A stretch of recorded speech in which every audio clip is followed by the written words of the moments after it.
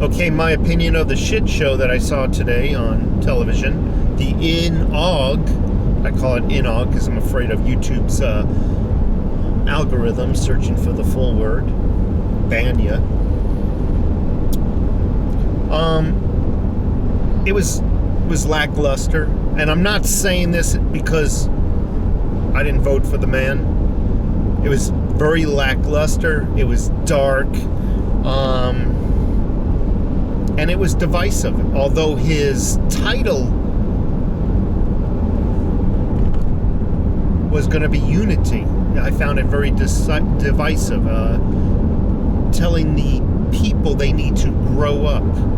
Anyway, that's neither here or there. I didn't expect much from him mentally. It was just a regurgitation of everything he said while hiding out in his basement. Nothing new. What I want to tell you about is my opinion on the lack of crowds. Now, I know he hardly has had any support in this election. Regardless of what the news media outlets say, regardless of what the outcome, the totals, the tallies of the Dominion voting machines, regardless of what we've been fed, I believe Trump probably had 75%, if not more, of the vote.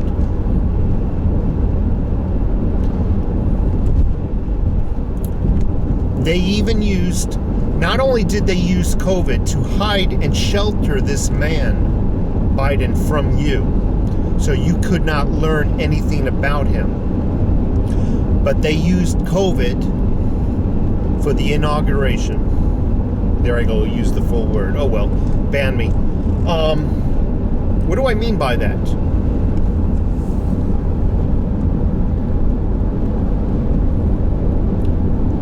If you would have seen people showing up, if there was no COVID, you would not have seen much of a crowd. Honestly, you take a look at all his rallies, virtually nobody showed up. Probably cars of his aides and whatnot probably filled the some of the parking lots, but nonetheless they used COVID as an excuse why people didn't show up. Now, what about those people? Just follow me. What about those people that would have just braved COVID?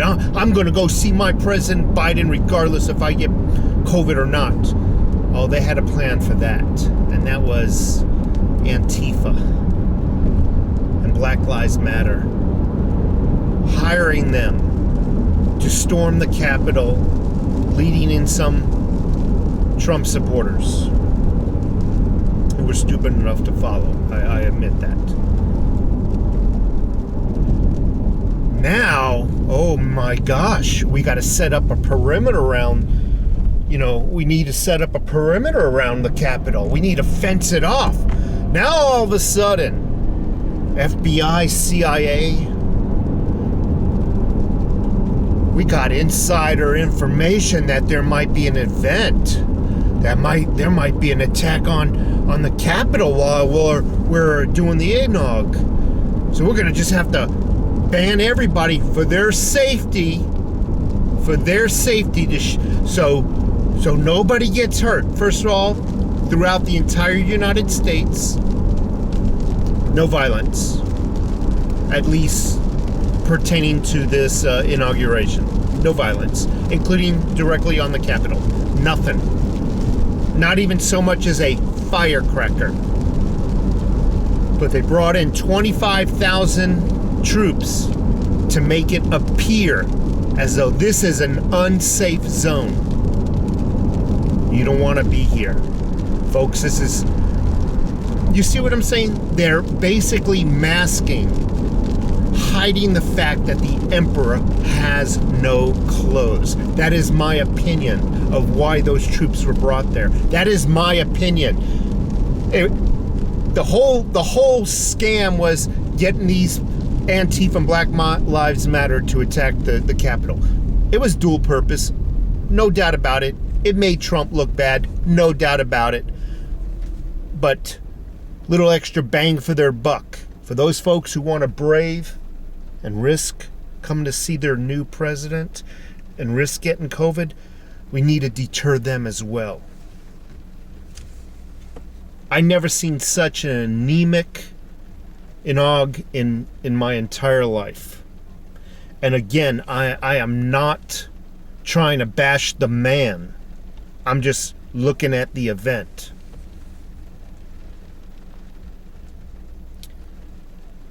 I'll be honest, they didn't look all that happy either. I mean, Camilla, whatever the hell her name is, she always has a stupid smirk on her face. She'll laugh at the wind blowing. She's an imbecile. Or as I like to call him, an imbecile. She's an imbecile. It's raining here, and that's the windshield wipers. But all in all, you took a look at the Clintons, who I saw walking throughout the building. You know, we all saw it, down the steps and out the door. But you took a look at Hillary, and she looks like she can barely stay balanced. She looks like a freaking walking tree trunk of jelly. She looks pathetic. They didn't look happy. You go take a look at some of the clips. They look miserable. The Clintons, completely miserable. The Obamas as they were walking out of the Capitol to go to their seats as well, they look pathetic as well. They didn't look happy.